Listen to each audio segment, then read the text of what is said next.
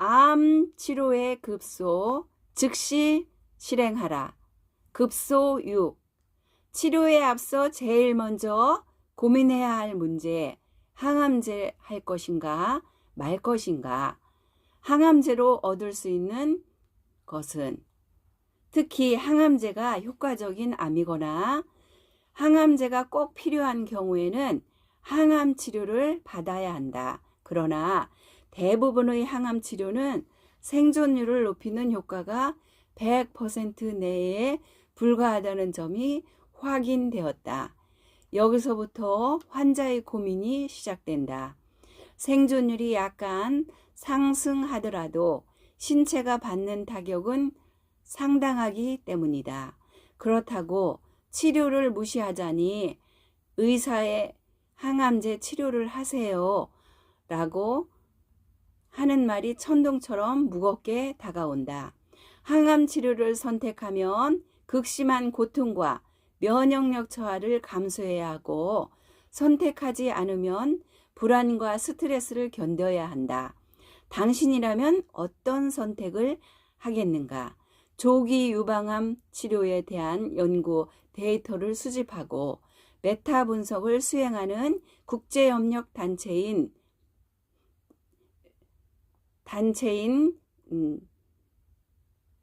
인에 따르면 대제병용 항암 화학요법은 단일 약제를 사용하는 것보다 유방암 치료에 더 효과적이며 특히 50세 이상의 여성에게서 재발률과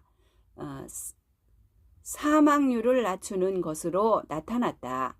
연구에 따르면 수술 후 항암제를 투여한 그룹은 수술만 받은 그룹에 비해 재발률이 4에서 10%, 사망률은 3에서 10% 감소했다. 하지만 이 데이터를 통해서는 항암제 효과가 뛰어난 유방인 경우조차 실제 생존을 차이가 크지 않다는 점에 주목할 필요가 있다. 나는 이러한 통계를 접할 때마다 대조군 선정의 공정성과 통계 처리의 객관성 의미를 갖게 된다.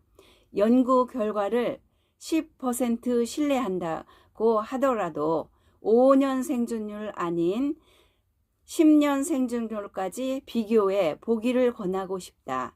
실제로 5년 생존율이 약 24%는 이후 5년 내에 재발이나 전이를 경험하기 때문이다.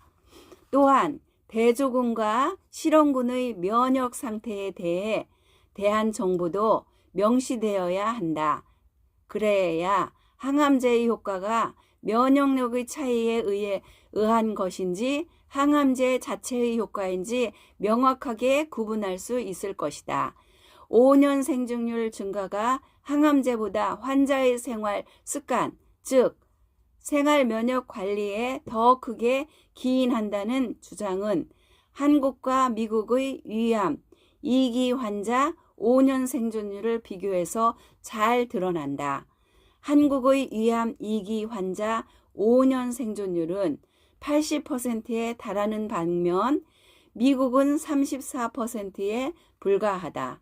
똑같이 수술 후 항암 치료를 받았음에도 이렇게 큰 차이를 보이는 이유는 생활 습관과 환경의 차이에 있다.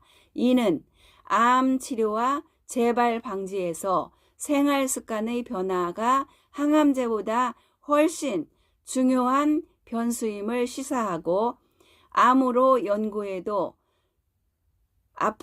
연구에도 이를 염두에 두어야 한다. 나는 암 환자에게 두 가지 대안을 제시한다.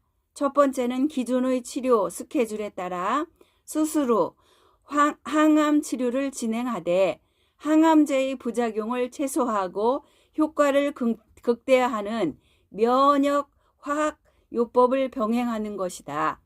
면역 화학 요법은 면역 요법과 화학 요법을 융합한 치료 방식으로 통합 면역 치료의 한 방법이다. 두 번째는 항암제를 포기하고 수술 후 집중 면역 요법으로 대체하는 것이다. 이 방법은 수술 후 남아있는 미세한 잔존암을 면역요법으로 제거하고 강력한 면역체계를 구축해 재발을 방지하는 데 중점을 둔다. 이 역시 융합 면역 암 치료법의 하나이다.